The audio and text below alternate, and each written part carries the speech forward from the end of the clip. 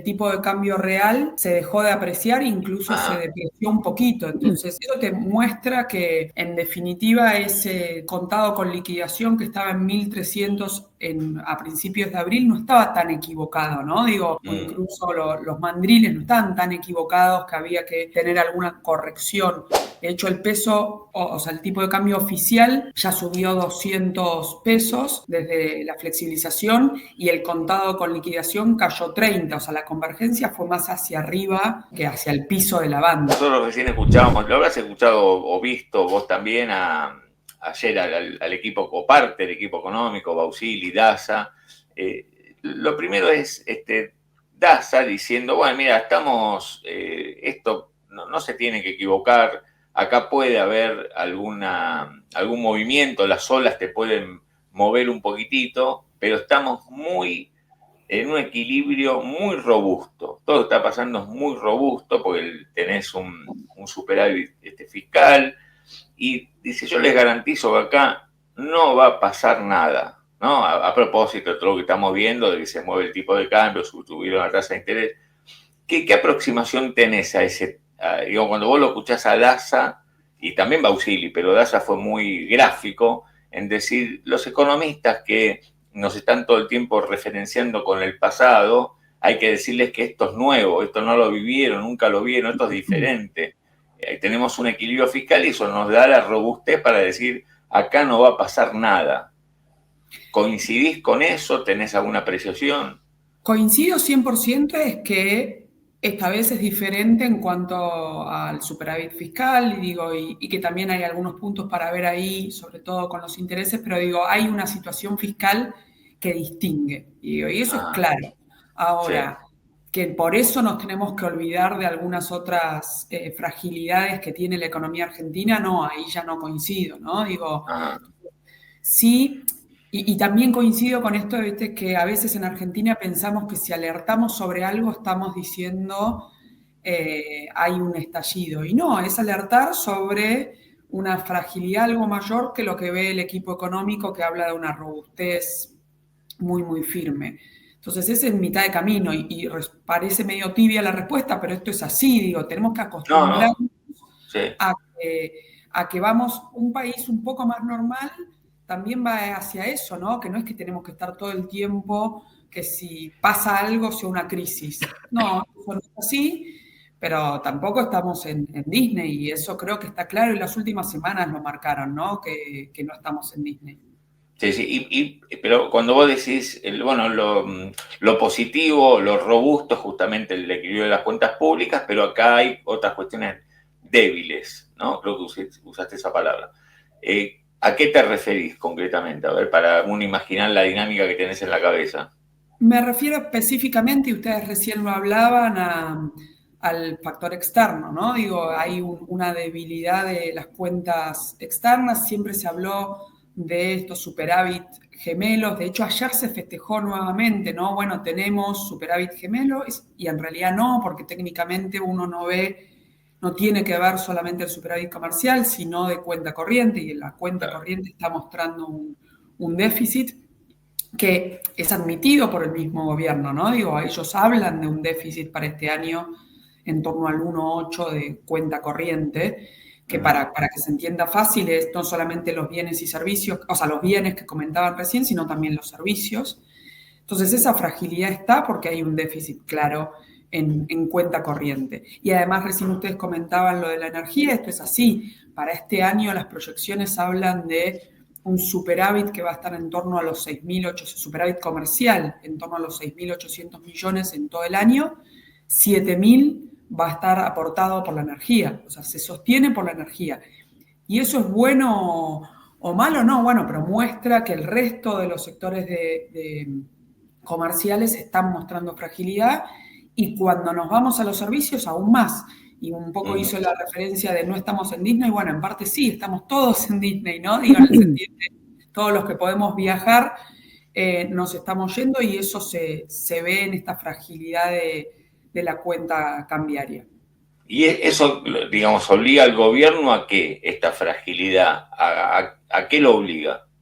Lo obliga sobre todo porque tiene un objetivo claro que por ahora viene saliendo bastante bien, de mantener la inflación en niveles controlados, no solamente de cara a las elecciones, que es muy necesario porque es el gran activo político del gobierno, sino además después, ¿no? Continuar con esta desinflación lo obliga a que el tipo de cambio, que si bien es de mercado en teoría, porque está entre bandas, bueno, no se le escape demasiado, ¿no? Entonces es una flotación que la estamos viendo desde el día 1 que se flexibilizó a las personas físicas, que es una flotación que no es 100% de mercado, ustedes lo han comentado más de una vez, y que se vio también esta semana, si bien ya hace unos días que pasó el centro de la banda, cuando coqueteó ahora con el 1300, se sale con todo a tratar de bajar ese tipo de cambio, que no es solo por el tipo de cambio, sino por la inflación.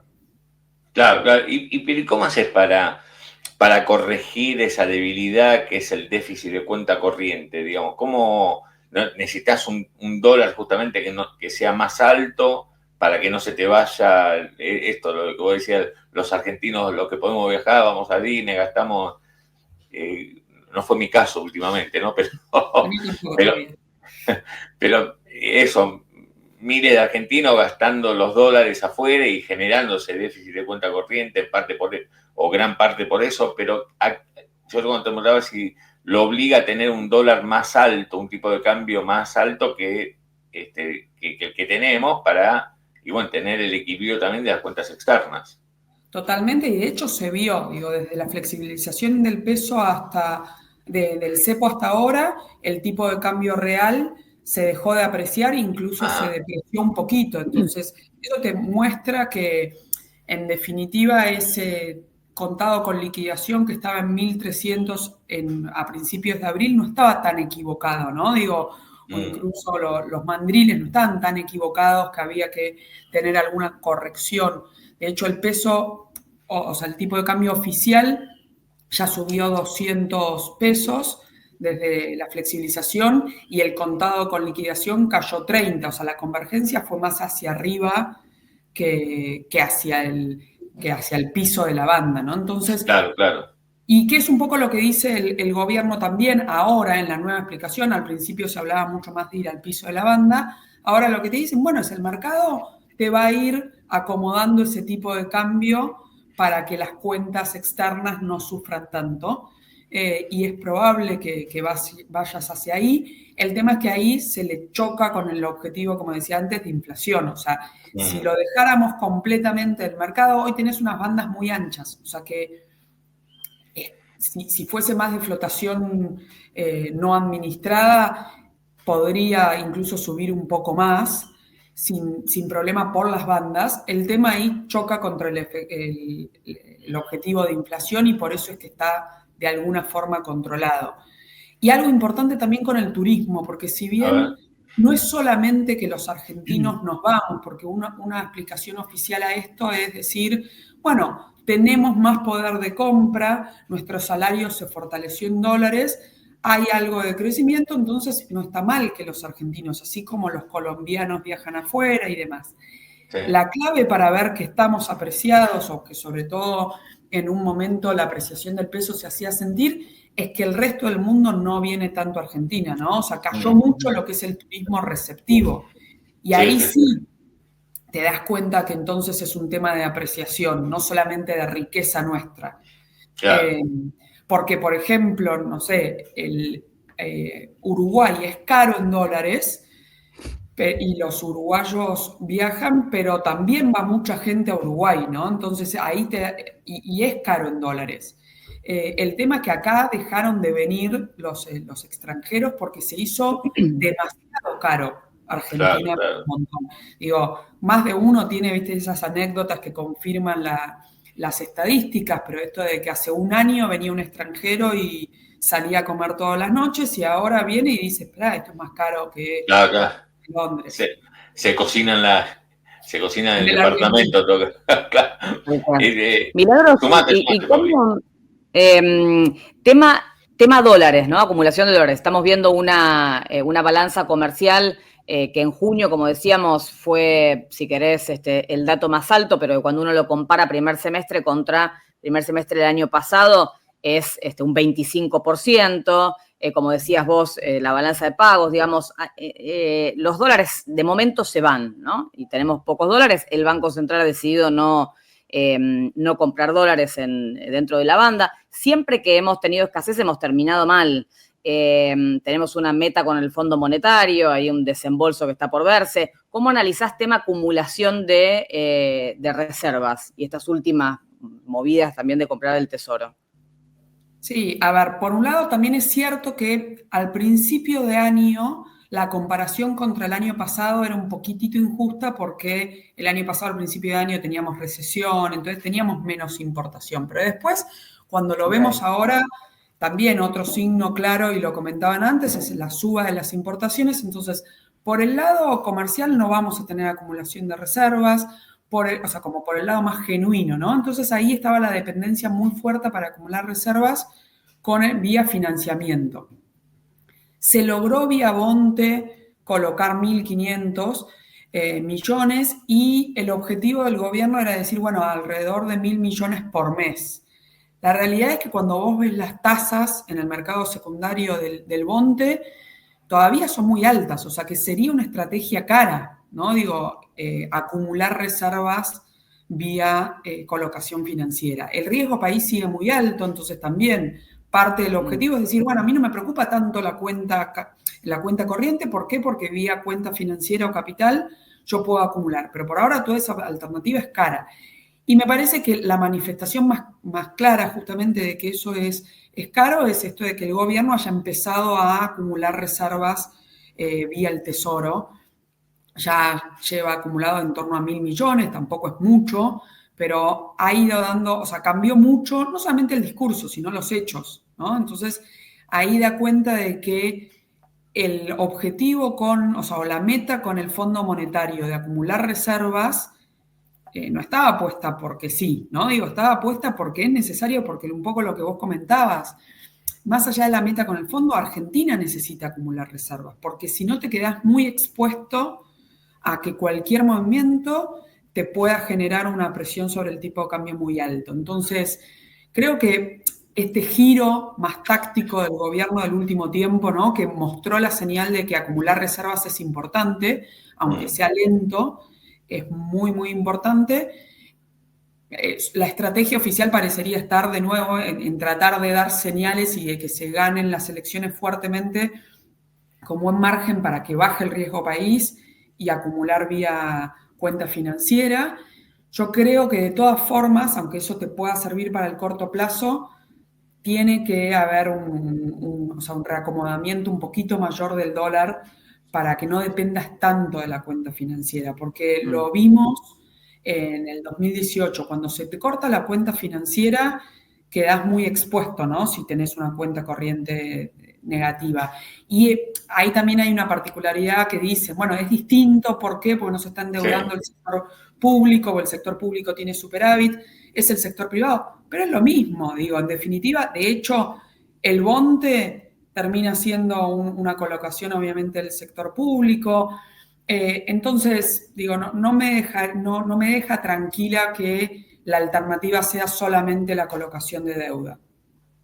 Ese reacomodamiento del dólar que decís vos, perdón, Claudito. No, dale, métele vos. Ese reacomodamiento que mencionaste del tipo de cambio, ¿vos lo ves un reacomodamiento de mercado? ¿Ves que se puede venir un cambio de régimen? Por lo menos una eliminación de bandas. Antes de las elecciones seguro es más de mercado e incluso post elecciones podría seguir siendo de mercado y no disruptivo, ¿no? No veo un escenario disruptivo y también hay algo para aclarar. El tipo de cambio no nos va a dar la competitividad. La competitividad de la Argentina la va a ir consiguiendo el sector privado con las cosas que está haciendo como mejoras en la productividad. Toda la agenda de desregulación sirve para eso. Ahora, una cosa es que el tipo de cambio no te dé competitividad y otra cosa es tener un tipo de cambio que de alguna forma vos forzás a que esté apreciado, ¿no? Como fue sobre todo el post-flexibilización del cepo, ¿no? Que estaban todas las señales dadas para que no se deprecie. Sí. Y a ver, yendo más al corto plazo y después hablamos de después de las elecciones. Estamos todos mirando, me imagino vos también, la semana que viene, el martes, esto de, bueno, se termina la liquidación o la fuerte liquidación de dólares del campo, porque justamente el gobierno diseñó todo un incentivo para que las cerealeras liquidaran antes del martes, se acumulara, y fue lo que pasó, ¿no? Una gran liquidación de divisas en todas estas últimas semanas. Pero bueno, se supone que a partir de la semana que viene vamos a tener, en ese sentido, un relajamiento en el caudal, se va a achicar el volumen de liquidaciones. ¿Cómo reaccionará el mercado frente a eso, frente a esa realidad de la semana que viene? Eso es corto plazo. ¿Cómo te imaginas? La verdad que a mí no me gusta demasiado correr atrás de esas noticias en el sentido de que el mercado se anticipa, ¿no? Digo, a eso. Entonces no es que, o sea, es como que lo sabíamos desde hace un montón que esa liquidación del agro pasa a ser menor. Y además algo importante que pasó también en julio, cuando decíamos, bueno, va a haber mucha oferta de dólares, bueno, pero la mucha oferta de dólares también generó mucha demanda de dólares, porque son los mismos del sector muchas veces, o sea, los productores demandaron, y primó por ahí el análisis de decir va a haber un excedente de oferta, y no se pensó en la demanda del sector. Claro.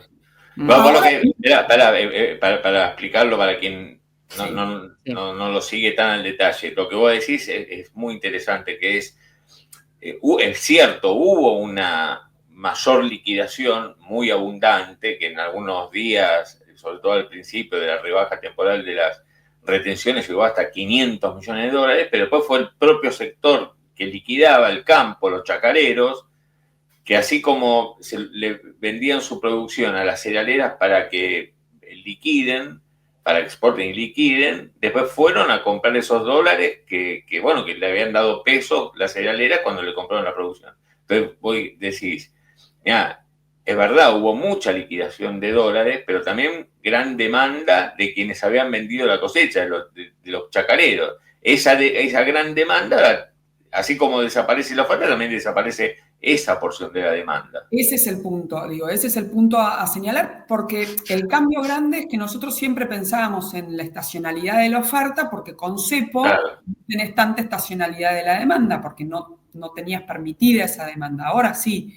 Entonces, yo un poco, ese es tal cual como lo resumiste, Claudio. Ahora no vas a tener la oferta o una oferta bien fluida, pero tampoco deberías tener este extra demanda. Después tenemos un montón de mortales que vamos a seguir demandando, por supuesto, pero encima con un tipo de cambio ya un poco más alto, o sea que no es tan claro que podamos demandar tanto. Y con ya tasas, Milagros. Con tasas muy atractivas también, entonces, con tasas atractivas, con sobre todo lo que es el sector privado, el ingreso disponible que te queda no es tan fuerte. Entonces, ya ahí, de nuevo, no digo que no vaya a haber ningún movimiento porque hay mucha volatilidad, pero no imagino, o sea, no pensemos solo en la oferta, ese es el mensaje, claro, ¿no? Claro, sí. Pensemos en la demanda. Sí me preocupa un poquito más, y que lo traes, Paulina, el tema de tasas, porque las tasas también generaron un condimento. En el medio de todo este mes, que ya era un mes para prestar atención al dólar, los movimientos de las tasas y el movimiento del desarme del EFIS y demás, una volatilidad a la que no estamos acostumbrados y no sabemos manejarnos con esa volatilidad. Entonces, y eso impactó también en el tipo de cambio. Entonces, movimientos recién explicaban la medida de la baja, la suba de los encajes a money markets y demás. Ojo con eso, porque son movimientos que por un lado son sanos, ¿no? Y movimientos regulatorios que van en el buen sentido, pero que por ahí en el corto hace que la gente que, sobre todo los que operan con billeteras, es bien el minorista, ¿no? Que tiene un resguardo en alguna billetera, lo ve muy fácil de hacer, pero que le baje la tasa, bueno, por ahí empieza a haber otros instrumentos. Y entre esos otros instrumentos, el argentino siempre tiene el dólar como referencia. Entonces, ahí puede haber algo de movimiento también. ¿Y eso por qué lo hacen?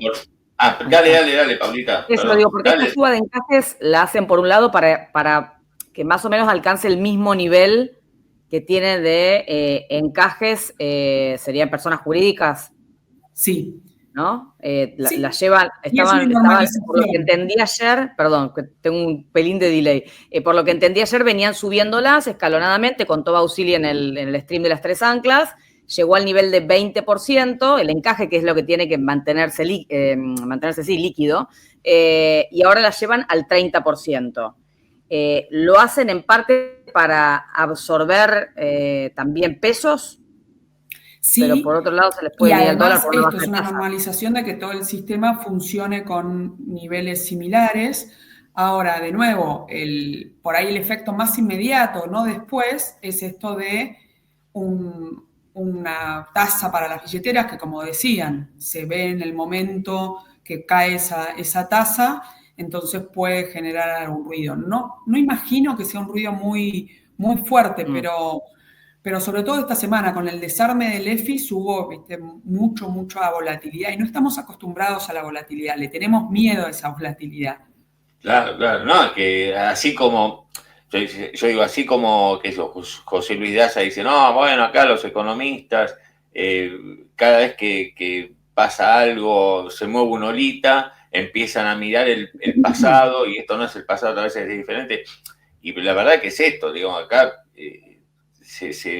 todos nos asustamos cuando hay volatilidad porque venimos de años y años de crisis en crisis.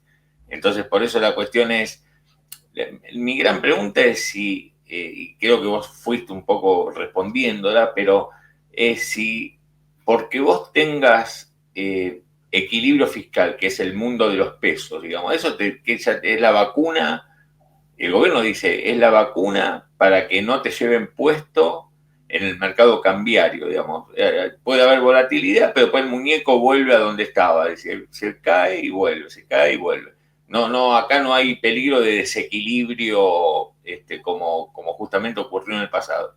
Vos a esa explicación, porque yo digo, me parece que es importante tener el equilibrio en los pesos, el equilibrio fiscal, y pero después hay una cuenta de dólares que tiene que también estar equilibrada, porque si no te financian los déficits, ¿cómo haces para bancar a un determinado tipo de cambio lo que te está pasando, ¿no? Digo, me parece, no sé si, ¿no? Sí, totalmente. Y además hay un punto que es importante, que si bien la política monetaria es bien clara, restrictiva, no financia el tesoro, son todas cosas saludables, también está la demanda de pesos, ¿no? Digo, la demanda de pesos se tiene que mantener alta, porque si no, ahí podés tener un desequilibrio en el mercado de pesos, no solamente, o sea, vos podés tener desequilibrio por exceso de oferta y por movimientos en la demanda. La demanda, digo, por ahora se mantiene firme, estas tasas te permiten, y por eso es necesario este esquema, funciona con tasas reales positivas, ¿no? Por lo menos para contener, previo a las elecciones, seguro vamos a ver tasas reales positivas por los próximos meses, aunque tenga eso algún impacto en la actividad económica, pero es necesario para sostener la demanda de pesos. Pero la demanda de pesos, además de las tasas, es expectativas. Entonces, Claro. a veces se coordinan esas expectativas de forma negativa. Y por eso la insistencia muy fuerte del gobierno, que comparto, en dar señales, de decir, pero, ojo, esto es robusto, ¿no? Digo, ¿para qué? Para que las expectativas no... Pues los argentinos entramos en pánico muy rápido, entonces ellos en parte tratan de decir, no entren en pánico, ¿por qué? Porque la situación es más sólida. Entonces, hay medias verdades en lo que dicen, sin duda, digo, y de nuevo, que es diferente, es un mercado de pesos mucho más sano que en otros momentos, pero no atender para nada la cuestión cambiaria también nos ha generado algunos momentos de tensión y de nuevo con una volatilidad que el brasilero, el peruano y demás por ahí están acostumbrados y no sufren si el tipo de cambio sube, pero acá sube 3 días seguidos y para vos es tendencia, que está mal, digo, en un mercado lógico, que suba 3 días seguidos no debería ser un problema, pero es un problema. Entonces sube 3 días seguidos y hay que dar la señal de que puede bajar. ¿Para qué? Para que los agentes entonces digamos, ojo, no sube siempre, no es volatilidad alza, no es volatilidad. Un día sube, 2 días bajan, 3 suben. Y bueno, es un aprendizaje del equipo económico con mucha docencia también y de la sociedad. y en eso creo que parte del relato de tratar de decir las expectativas, ¿viste? No va a haber ruidos. Pero en el medio, encima estamos en el medio de una campaña electoral con una oposición que por supuesto juega y un gobierno que no tiende puentes hacia esa oposición. Ahí ya me meto en la política, pero también juega. No, de hecho el gobierno, ahí cuando escuchábamos que era Daza, ¿no? Que decía, y la política, o sea, ellos mismos dicen que la política está jugando. ¿Vos ves que en el mercado efectivamente es así? 100%, y te diría también, nosotros hablamos mucho con fondos de afuera, es parte de por qué esto no baja el riesgo país y más, porque no es la confianza o no en este gobierno o en Milei o en sino en, bueno, el sistema político argentino hacia dónde va, o sea, con qué ideas económicas van, ¿no? Y se mueven. Y no te olvides que en el 2017 ya se ganó una elección de medio término y sin embargo después muchas políticas se tuvieron que revertir. Entonces eso el mercado lo ve también y esta incapacidad o prácticamente objetivo de polarización con una parte de la política o no tender puentes también lo ven con preocupación porque, digo, los mercados que quisieran que las cosas salgan por ley, no por DNU, o no que salga una ley y se vete. Por supuesto que salga una ley y se vete lo ven como menos riesgoso a veces, o sea, por ejemplo, no quieren un punto de gasto de las jubilaciones, ¿no? Desde el mercado. Ahora, preferirían que no haya leyes de ese tipo, porque eso es lo que les genera miedo hacia adelante. Vos pensás que los inversores, sobre todo para lo que es la cuenta capital que hablábamos hoy de balanza de pagos, ¿no? Los inversores que tienen que venir a invertir más en largo plazo, o mediano y largo, bueno, quieren ver que esto funcione en mediano o largo plazo, no solamente el corto. Después, para corto plazo sí entró capital, porque hay cierta certidumbre, sobre todo que dentro de este gobierno no va a haber déficit fiscal, digo, ese tipo de cuestiones creo que sí ya el equipo económico ha dado señales bien fuertes. El problema, bueno, es hacia adelante. ¿Estamos en ese camino o no? Y todavía generan dudas. Sí, y el gobierno también no teniendo puentes.